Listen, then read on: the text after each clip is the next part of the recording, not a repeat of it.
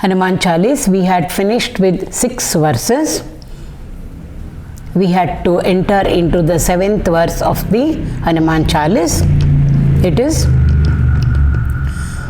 Vidyavana Guni Ati Chatura Rama Kaj Karibeko Atura. The second line over there, it indicates Hanumanji is always ever enthusiastic to accomplish the work of his master, Rama's work. Anything, he's just waiting over there. The Lord has to only tell him, not even tell him, he only has to look at him and he knows what to do. So he's ever engaged in the Lord's work. He's always Rama-centered and Rama-centered. So, and he not only works for the Lord, accomplishes the Lord's work, but in and through that work, he is very, very supremely happy. He feels supremely fulfilled. For him, there is no reward other than accomplishing the Lord's work.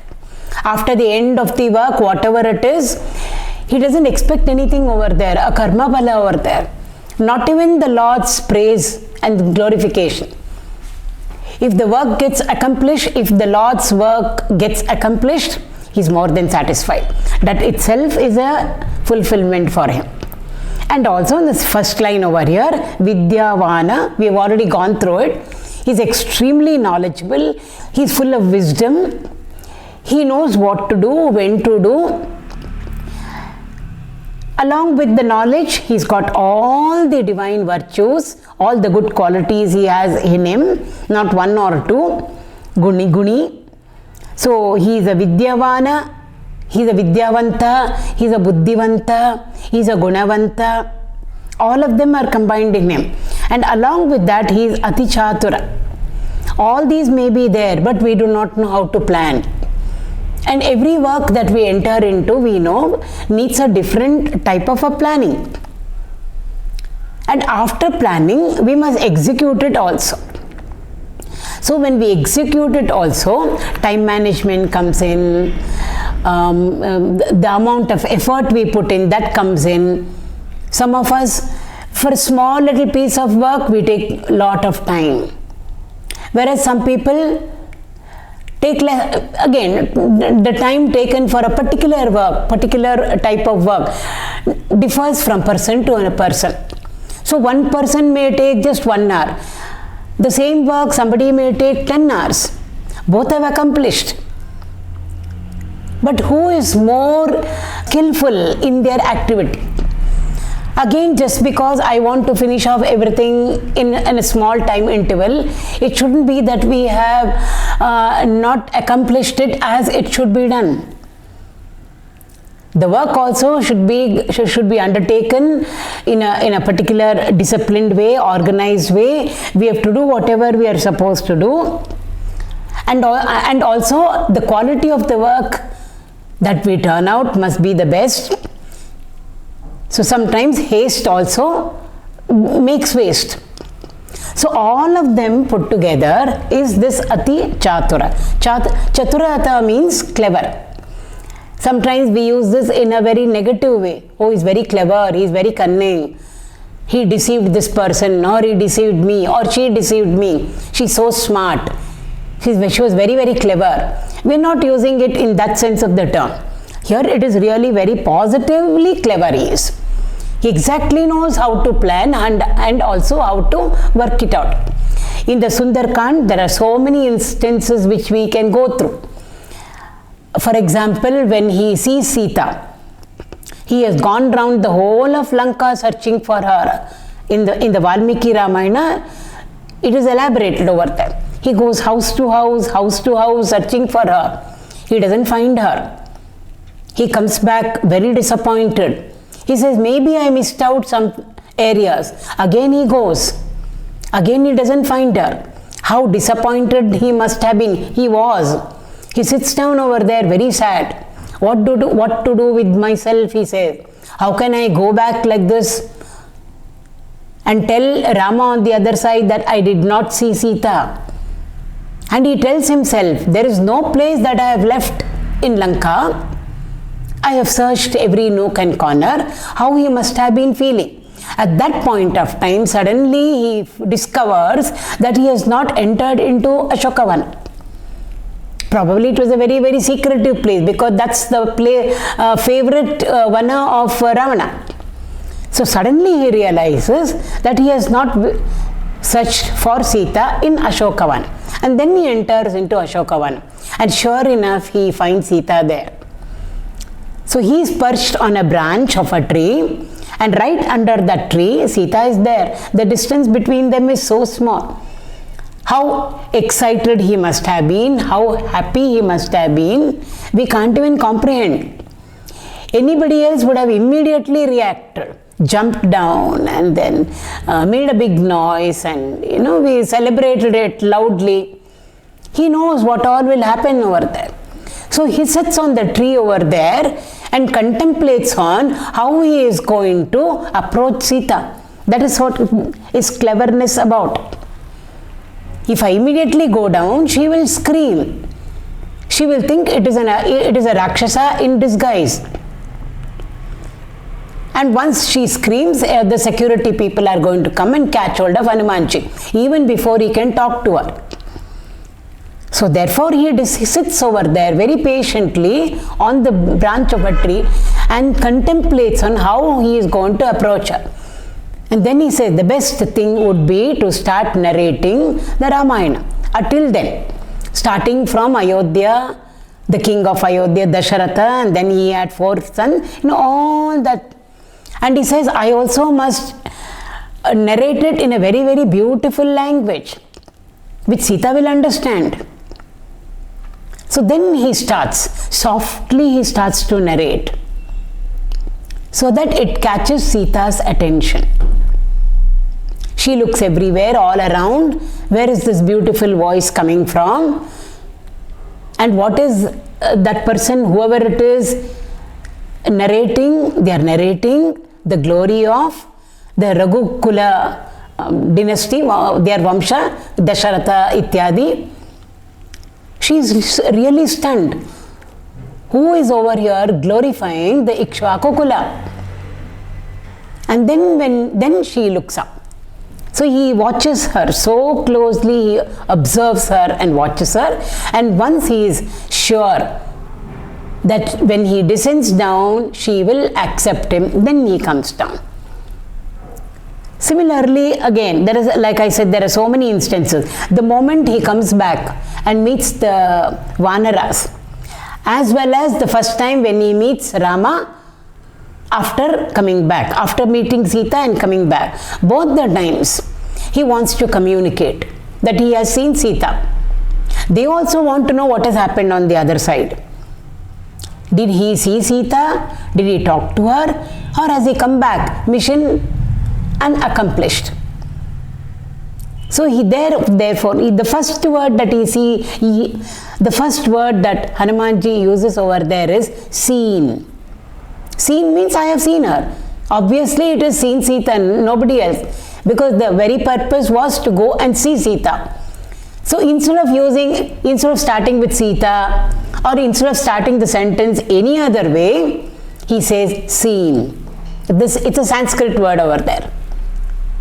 Both the places. Even when he comes back to Rama is so anxious.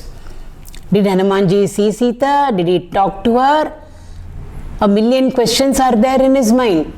Hanumanji knows what must be how Rama must be feeling within himself. What must be the state of his mind? Hanumanji knows. The first thing is to clear it. When will Rama feel immediately consoled?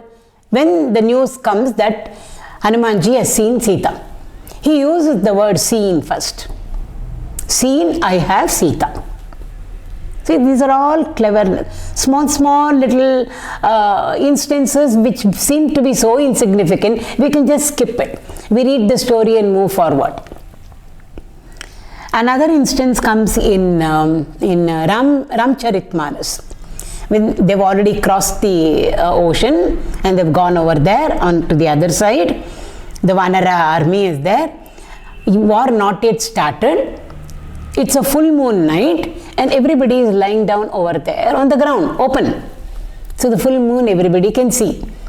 In the full moon we know there is a patch, a dark patch is there. It resembles a rabbit. So Rama looks at the full moon and then he asks everybody, he says, so beautiful is this moon. The moonlight is so beautiful, it's cool, it's comforting. But this beautiful full moon has got a patch, dark patch. Can anybody explain out this dark patch on the moon? How do each one of you view it? Each one's perspective. So everybody gets up and then they, from their standpoint, from their perspective, what they think about the dark patch on the moon, they give it out to Rama, Sugriva, Ityad, all of them. Hanumanji is silent over there. At the end, Rama looks at Hanumanji. Like, what is your opinion? According to you, what does that dark patch signify? Hanumanji is a personification of bhakti. So wherever he looks, whatever he hears, it is only bhakti to him. So when Rama looks at Hanumanji and asks for his opinion, Hanumanji says, Lord, Chandra Bhagavan, the moon also is your greatest devotee. There is no doubt about it. He is also your great devotee. Any devotee of yours will always keep you in their heart. So he is also keeping you in your heart, in his heart. And you are Neelamegha Shyama, you are dark in color. Therefore, to me, Hanumanji says, the dark patch over there in the moon represents you. You are sitting in the moon's heart. Everybody is stunned. Rama smiles. So beautifully Hanumanji interprets it in his own way. These are all the chaturata of Hanumanji. One more incident is there which very often we hear in Ramayan Kathas. When the Setu was being built, bridge was being built with huge rocks, trees, etc. We know all of them were floating over there on water. Huge trees and big rocks cannot float on water. They will sink.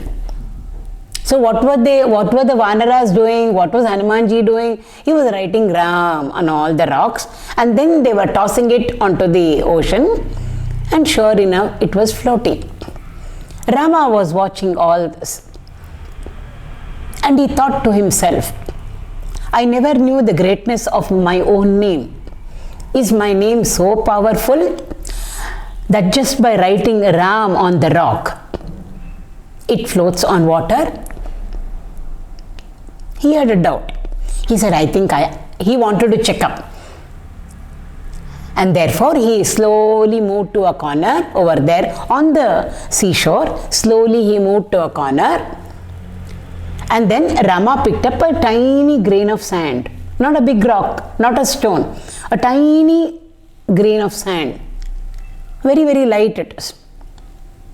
And then he said, if huge rocks on which my name is written and tossed into water, they are floating, I, Rama myself, am going to drop this grain of sand into the water. Sure, it should float.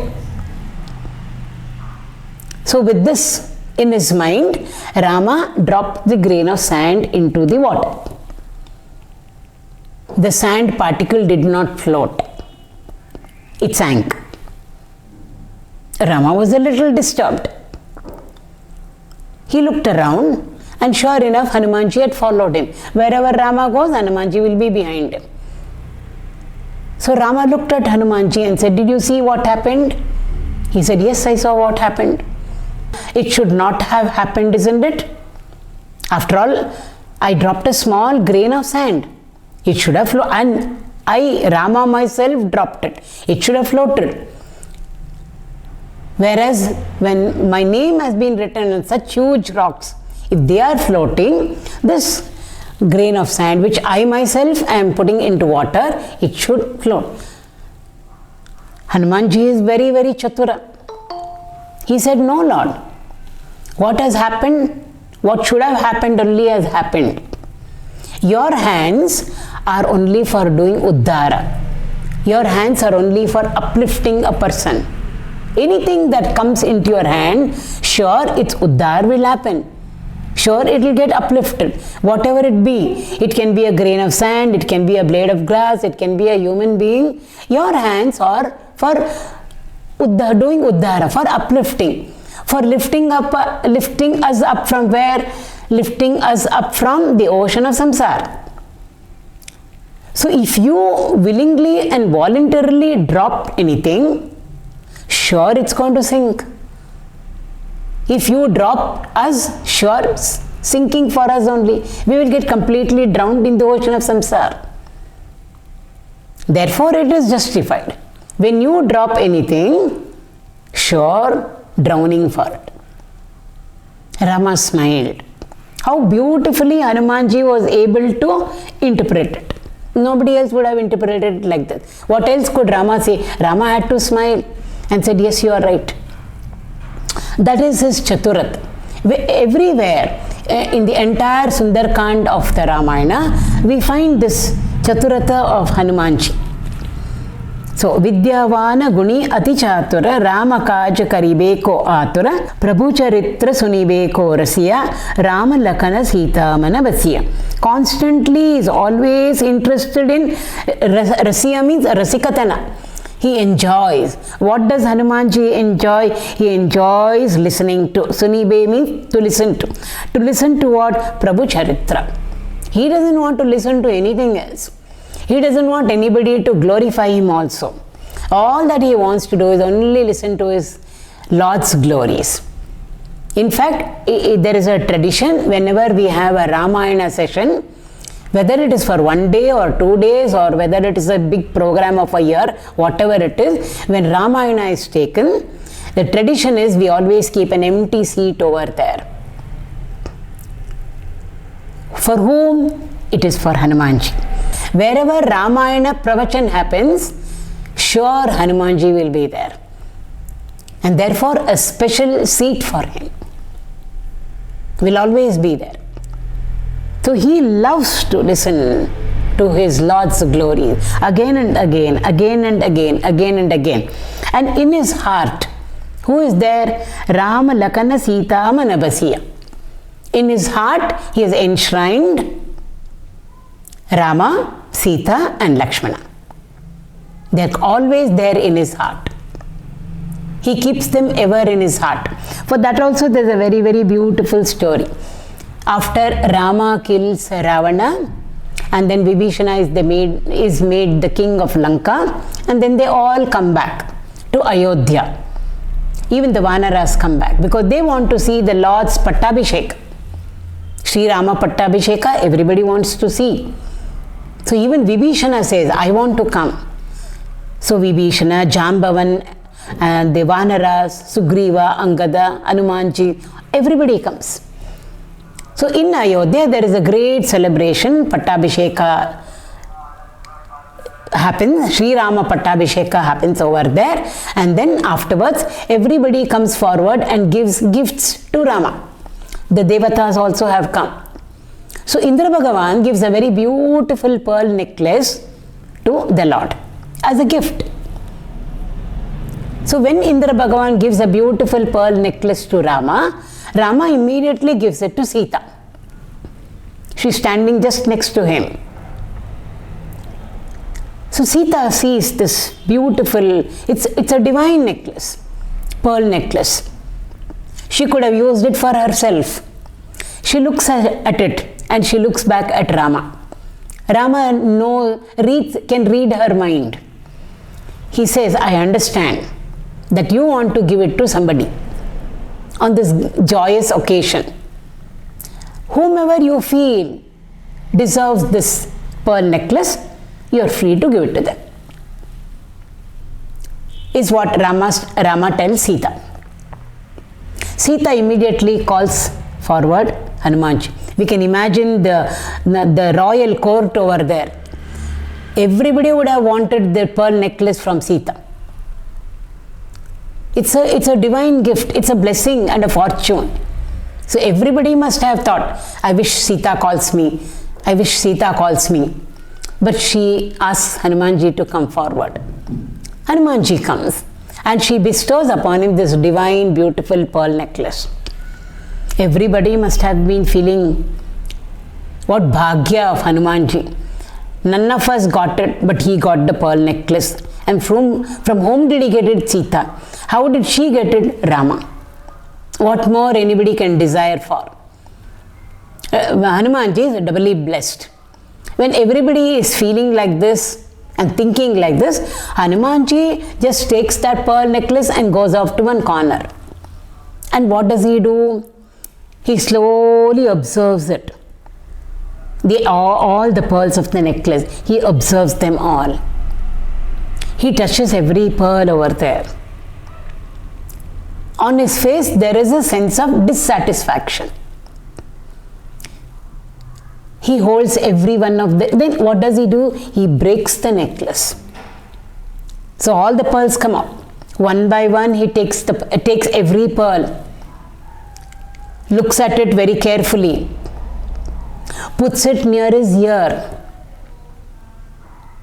puts it near his nose, brings it close to his nose, touches it softly, and finally he puts it into his mouth.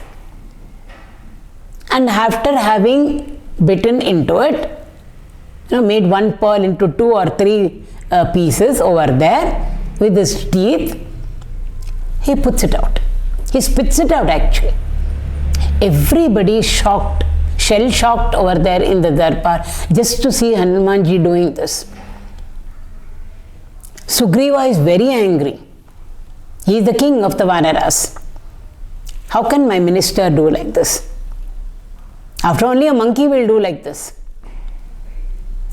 So he gets up, Sugriva gets up and he pulls up Hanumanji. He says, what did you do to this beautiful pearl necklace which you got as a divine gift? You should have considered yourself so fortunate. Instead of that, what have you done? You have destroyed the entire necklace over here. Seeing it, keeping it near your ear, keeping it near your nose. Why are you doing all these things? I am ashamed of you. Rama is also watching. He knows Hanumanji can never ever do anything wrong. That's one great characteristic of Hanumanji. Never ever there is a wrong note from him, a wrong word or a wrong step when he is actively performing for the Lord. Never ever does he do anything wrong. So Rama knows that. So he says, wait, don't get angry. Let us find out from him why he did this. Rama knows Hanumanji in and through and through. So he asks Hanumanji to clarify and tell everybody over there why he did this, why he destroyed that beautiful pearl necklace. Hanumanji comes forward. And then he says, Lord, when this pearl necklace has come from you both, Sita and Rama. So I definitely thought that the essence of Rama and Sita would be enshrined in every pearl over there, in the necklace. I wanted to check that. So therefore slowly I removed pearl by pearl. I held it very close to my eyes. I did not see you there. Visual, I did not see. I held it to my ear, thinking Ramanama I will hear through those pearls. Audio. I did not hear Ramanama. I held it to my nose. The fragrance of Tulsi and Chandan that you always use, maybe it will be associated with that. No, I didn't. Aroma. There was no aroma of Chandan or Tulsi. I touched each one of the pearls. Sensation, skin. I thought the texture of your soft feet, I could feel in these pearls. But no, it was hard. Finally, I thought, Ramanama Rasa. The taste of Sri Rama's name will be there, maybe enshrined in it. And therefore, I put it into my mouth and bit every pearl, thinking the rasa will come out. No, it wasn't there. Ramanama ka ras was not there. I spat it out. There's a beautiful song also. O Rama, Ni Namam, Yemi Ruchira. Bhadrachala Ramdas has written it. So sweet, so tasty is what is Ramanama to the tongue. He says, I didn't feel it, I didn't experience it at all. All my indriyas, I saw, I tried to hear, I tried to smell, then the taste part, then the texture part. So none in and through all these five, I could not get a glimpse of you or your glory. Anything that is not associated with you or your glory, whatever it be, it may be the costliest of ingredient, costliest pearls. To me, it has got no value. And therefore, I spat it out. Sugriva said, how can the Lord be there in those pearls? You expected to see Rama in the pearls. It's asking for too much. How can Rama be there? Rama and Sita be enshrined in every pearl over there? They're after all gems. Hanumanji turned around and said, if the Lord and his consort can stay in a body made up of bones, muscle, fat, blood, skin, etc., if he can stay there, why can't he stay in these beautiful pearls? It's at that point of time that Hanumanji is supposed to have ripped open his chest and showed everybody that the Lord and his consort dwell permanently in his heart. Everybody then realized the greatness of Hanumanji's devotion over there. Constantly, always, it was only Rama and Rama and Rama. Even when we see the Pattabhisheka picture, normally we have that picture. Rama is there, Sita is there, Lakshmana is on one side. In some pictures we have the other characters also, or at least 4 of them. Hanumanji will be there. It's like a photographer taking a picture of Rama after the Pattabhishek. All are facing the camera. Rama is facing, Sita is facing, Lakshmana is facing the camera. They are smiling. What is Hanumanji doing? He is sitting over there down. Who would ever do like that for a photograph? He is sitting down there, not even facing the camera. He is turned sideways. He is bent, head bent over there. And his eyes are riveted on the Lord's feet. That is Hanumanji. So that is why they say, if we want Rama and Sita to enter into our lives, best thing is to invoke Hanumanji. Why? In his heart, both of them are there. So give one invitation to Hanumanji and say, you please come into my life. If you enter my life, the whole family of Rama would have entered into our heart, because all of them are there in Hanumanji's heart.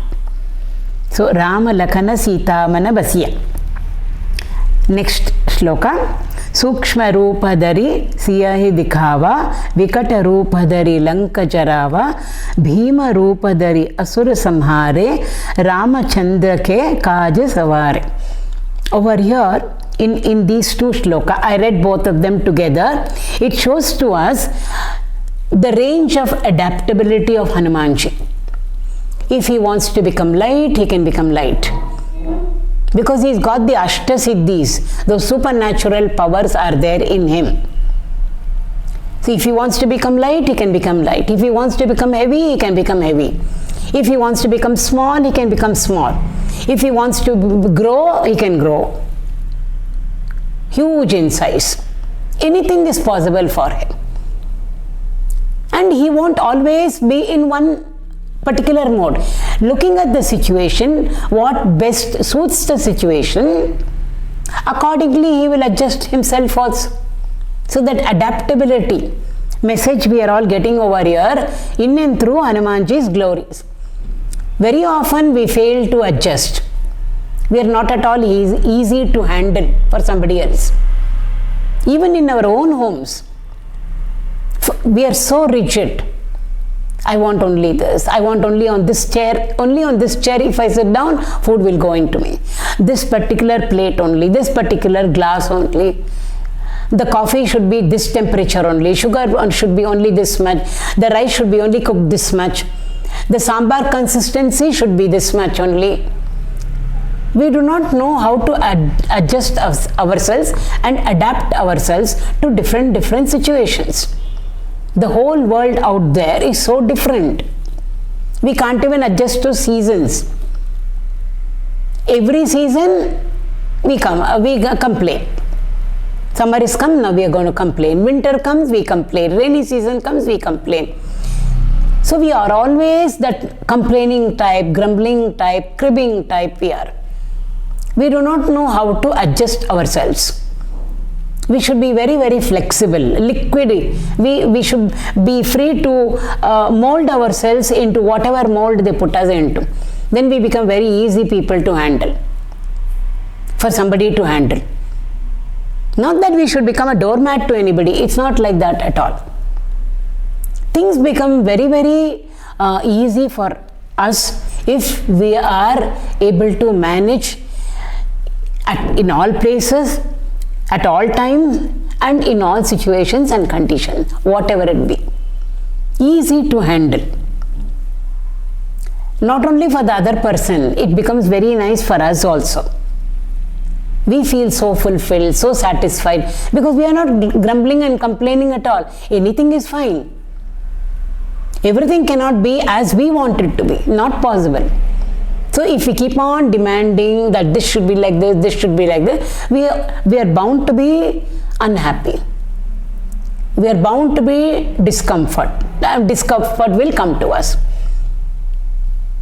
So the best thing is to allow ourselves as the situation demands and accept things. Hanumanji shows that very beautifully over here. Even when he flew across the ocean, huge in size. Why? He was crossing the ocean. But the moment he crossed the ocean and landed in Lanka, suddenly he reduced his size. We are told, and the small size, like the size of a cat or an ordinary monkey. We are not talking physically over here. His glory is so much. Anybody who has got so much of glory, larger than life size, for that person to fit into a lesser situation or a smaller or a humbler situation, it becomes very difficult for that person. They only want situations where they can show off their larger than life size glory. Hanumanji is not like that at all. Anything is fine for him. If I have to become big, I will become big. If I have to become small also, I will become small. Why? The work in front of me demands this. So yes, if I have to meet big people in big places, fine. But if I have to visit a humble hut, a simple dwelling of somebody not known, how many of us will easily say okay, no? Easily say yes, no? How is the situation? How is it? Is it okay for me to go over there? So all those things, conditions, ifs, buts, make it all right for me to come and sit over there. So we are all very rigid. Hanumanji is not rigid at all. So immediately he becomes at the size of a small monkey. And then he enters into Lanka. He knows, if I have to go searching from house to house, I cannot go in my huge form. So he has to shrink. We are not talking physical shrinking over here. Yes, he physically shrinks, but we are talking about the mind psychology over there. It's not easy for us to stay small sometimes, small in quotes. But Hanumanji does that. So when he has to approach Sita over there, he can't go in his huge form. He has to shrink over there. So, Sukshma Rupadari Siyaye Dikava. The first time when he met Sita, small in size, very, very small. A small little monkey. In fact, she asks him, how did you cross the ocean? How will you go back? Then he shows to her his divine form. He says, no, mother, I am not what you are seeing in front of me. Sorry, I am in front of you. He has hidden himself, his talents, he has hidden his glory, his powers, his might. Temporarily, he has hidden it all, he has veiled it all when he comes in front of Sita. But when he has to destroy Lanka, Vikata Rupadari Lanka Jara. So we know the story. After having met Sita, he wants an audience with Ravana. How to do that? Destroy Ashokavana. He destroys Ashokavana. He kills some Rakshasic forces also. Ravana's one son he kills then and there. And then he gets an audience with Ravana. Indrajit comes and then ties him up with the Brahmastra. No astra can do anything to Hanumanji. So the first thing would be to immediately get out of it and show to the other person, see, your astra did not do anything to me. Even the most powerful of Brahmastras could not do anything to me. That would have been the first reaction. But he doesn't do that. He prefers to be contained in the Brahmastra. Why? He wants an audience with Ravana. So he chooses to be bound by the Brahmastra. So Indrajit is very happy. He thinks he has bound Hanumanji with his Brahmastra, which is not true. But to Hanumanji it doesn't make a difference at all. And then he is dragged and taken to the court. And as he is moving over there also, Chaturata, he is very, very keenly observing Lanka. In the Ramayana it comes, the main roads, the crossroads, the intersection, maybe the defense quarters over there, because he's been taken to the palace over there. He's observing everything over there so that he can go and report it back to Rama. No, not a second Hanumanji wastes over there. So when they are dragging him to the palace over there, to Ravana's palace, he is observing very keenly, he is observing everything on all sides. Then he has an audience with Ravana, he advises him. As usual, Ravana will not listen to him. He is very angry because Hanumanji advises Ravana to send back Sita to Ram. So he says, we will kill him. Vibhishana is the one who says, a Duta, a messenger, should never be killed. It is against Dharma. If you want, you can disfigure him and send him back. So how to disfigure Hanumanji? For a monkey, its tail is its ornament. So therefore, Ravana says, let's set fire to Hanumanji's tail. So what do? They bring cloth from everywhere. So they take Hanumanji outside the palace, and then rolls and tons of cloth are brought and wound round his tail, because his tail is becoming bigger and bigger, longer and longer and longer. His tail is growing. So very beautifully, we have these stories, fascinating stories. They said, from all houses, please contribute cloth to wind it around Hanumanji's tail. Everybody brought and gave their share, donated it. So they wrapped up his tail with cloth, tons and tons of cloth, and then after that it had to be dipped in oil. So they needed lots of cans and cans of oil was needed.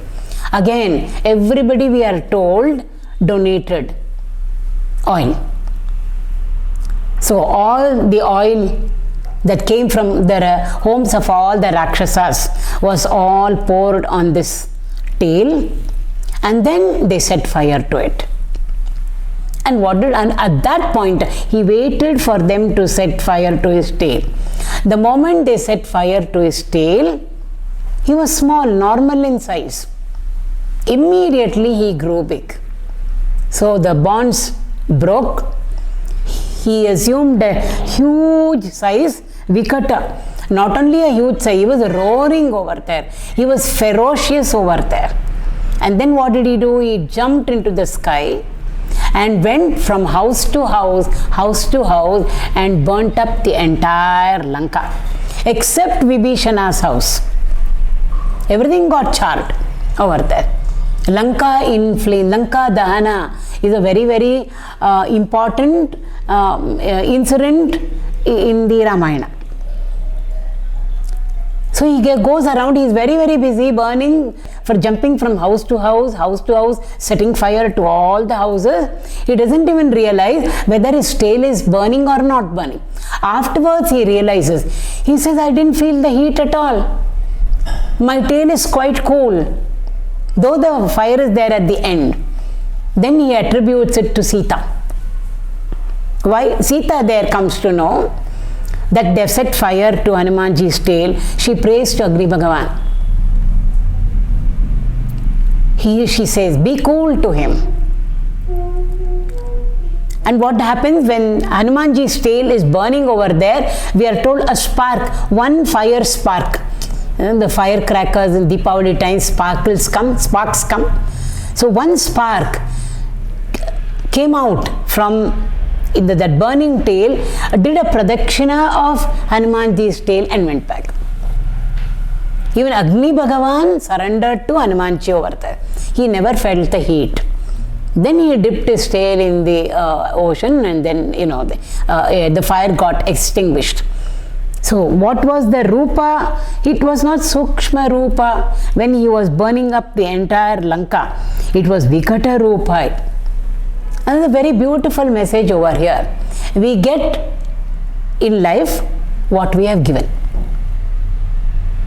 When Hanumanji's tail was set on fire, who provided the cloth?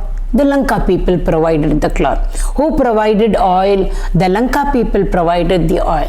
Who set fire to his tail? The Lanka people set fire to his tail.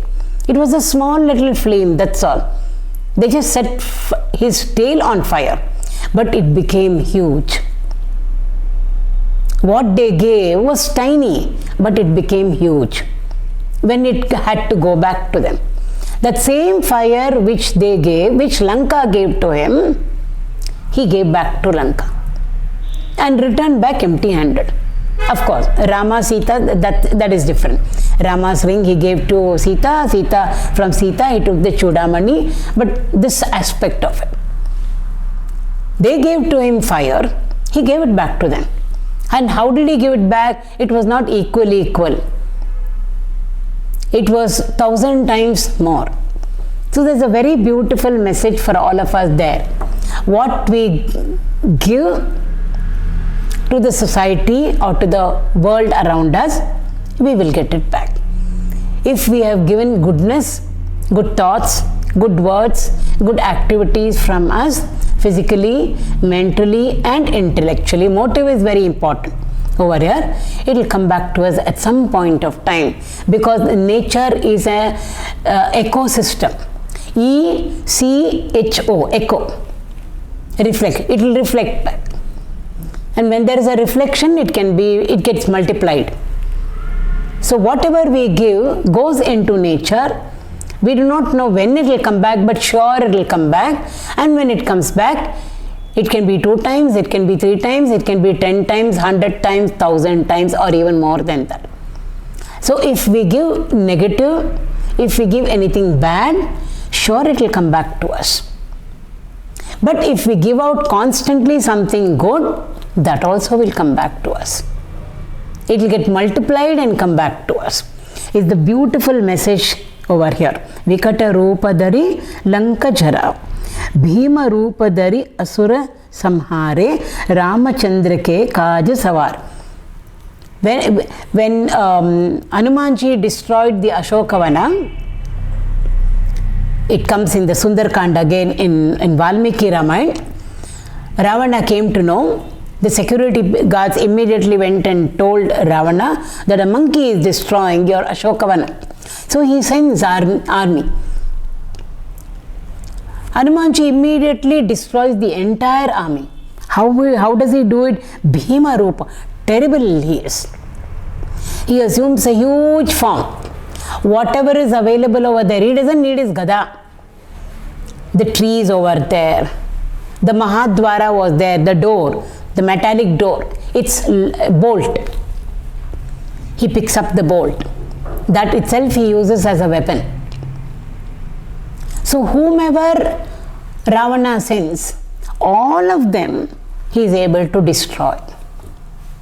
So even before the Rama-Ravana war can happen, Hanumanji has given a sample to Ravana. If Ravana was wise, he could have realized what would come, what was in store for him in future when Rama comes. But Ravana is Ravana. So Hanumanji gives him a sample. He sends his commander-in-chiefs. He sends his ministers. He sends a huge army. Every time a huge army under somebody. All of them Hanumanji is able to finish. Including Ravana's own son, one of them. And after having destroyed the entire army, what does Hanumanji do? He is not exhausted. He is not under fatigue. He goes, jumps up onto that main door, Mahadwara over there, sits on top, waiting for the next lot to come. Sure enough, one more set of forces come. Easily is able to handle them also. So that is Bhima Rupadari Asura Samhare. He is terrible when it comes to fighting negativity. He is fighting Rakshasas over there. And by doing so, Ramachandra ke kaaj savare. What is he doing? He is helping Rama over there. That's why Rama calls him as a Uttama Duta. He is not an Adama Duta, inferior, Madhyama is okay. He is an Uttama Duta. The instructions were to search for Sita, and if he meets Sita, he has to give the Lord's ring to her. That's all it is. And then bring back the report to Rama. This was all what Hanumanji was to do. Instead of doing whatever Rama told him to do, over and above that, he accomplishes something extra. Now, whenever we are given a small piece of job, sometimes we don't even do it. Sometimes we don't do it properly, even if we do it. Sometimes she told me to do this much only. Therefore, I am going to do only this much and then come back. A little bit extra, no, I was not told to do it. And sometimes if we are so enthusiastic and do a little extra, it sometimes will not be anukula, but it becomes pratikula also. Instead of helping, in our enthusiasm, we have done something and we have spoiled everything. That also can happen. So that's why very many people say, whatever has been asked, only that much I have done. At least that much they have done. But Hanumanji did not just do that.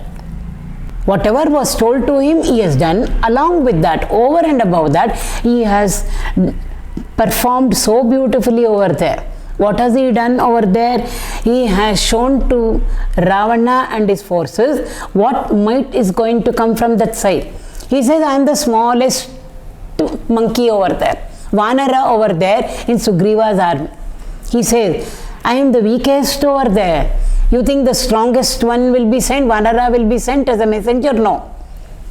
I am the weakest and therefore they have sent me, he says. Look at his humility over there. So he tries to instill fear in everybody. He accomplishes more over there, but it is all aligned to Rama's work. It is not disaligned to. By destroying Ravana's army successively, when they come to catch hold of Hanumanji, when he destroyed the Ashokavana, over there, it has become Anukula to Rama and it has never been Pratikula to Rama. That's also a very, very important feature over here.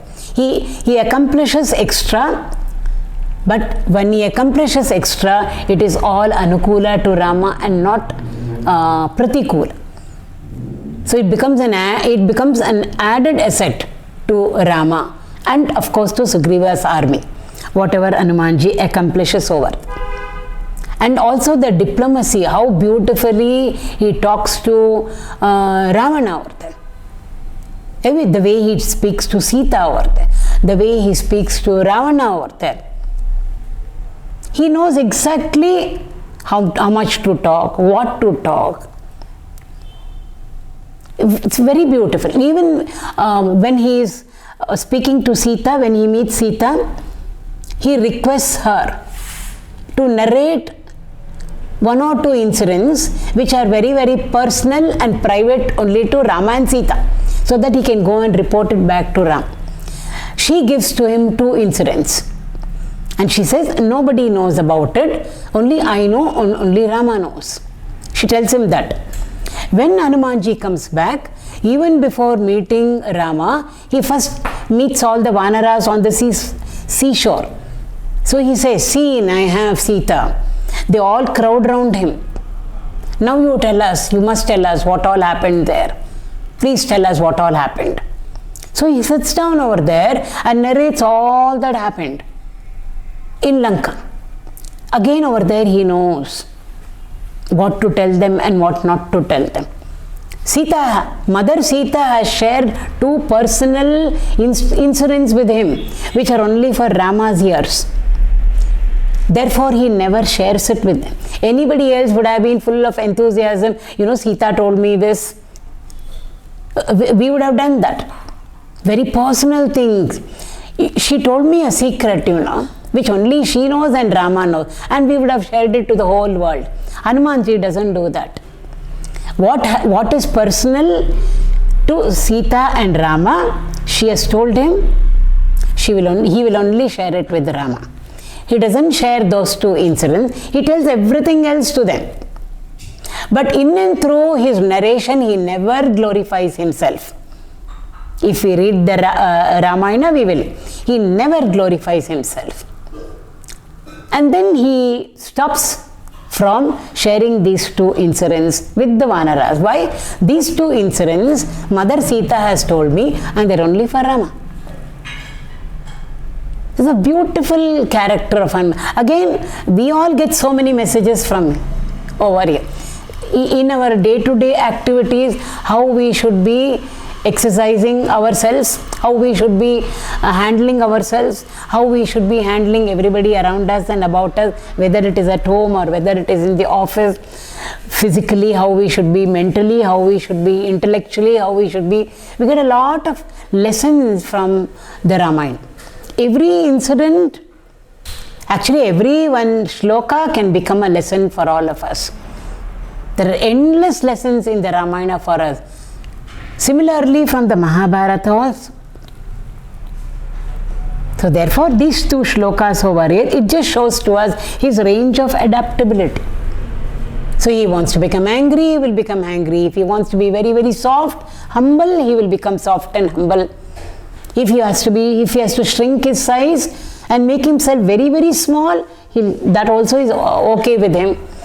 When when he was crossing the ocean, Surasa comes, Nagadevata, Surasa comes and says, I have a boon from Brahma. Anybody who is coming my way has to enter into my mouth. He says, okay, I'll enter your mouth, let me finish the work and come back. She says, sorry, no, you have to enter my mouth now. He says, okay, open your mouth. She opens her mouth wide. He grows and grows and grows. He outgrows the size of her mouth. Again, she still more opens her mouth wider. He grows. So there's a competition between the 2 of them. She's opening her mouth wider and wider and wider and wider to accommodate Hanumanji. Hanumanji is growing and growing and growing and growing. So when she's still in that mood of making her mouth wider and wider and wider, suddenly Hanumanji, he's so huge. Suddenly he shrinks to the size of a housefly. instantaneously, within a fraction of a second, he shrinks himself to the size of a fly. Before she even realizes what is happening, he dashes into her mouth and dashes out and says, you told me I must enter your mouth, I entered and came back, now leave my way. Chaturata over there. Again, if he has to become small, he'll become small. There's no issues with him at all. Oh, I am so glorious, I am so powerful, I am so big, how can I make myself small? For him, his job is very, very important. And what is his job? Sri Rama Seva is his job. That is always there fixed in his mind. So when it comes to Rama Seva over there, nothing matters to him. The next shloka is very important. The Sanjeevani episode comes in over there, incident comes in over there. We need to take a few minutes on that, and therefore we will take it up in the next class.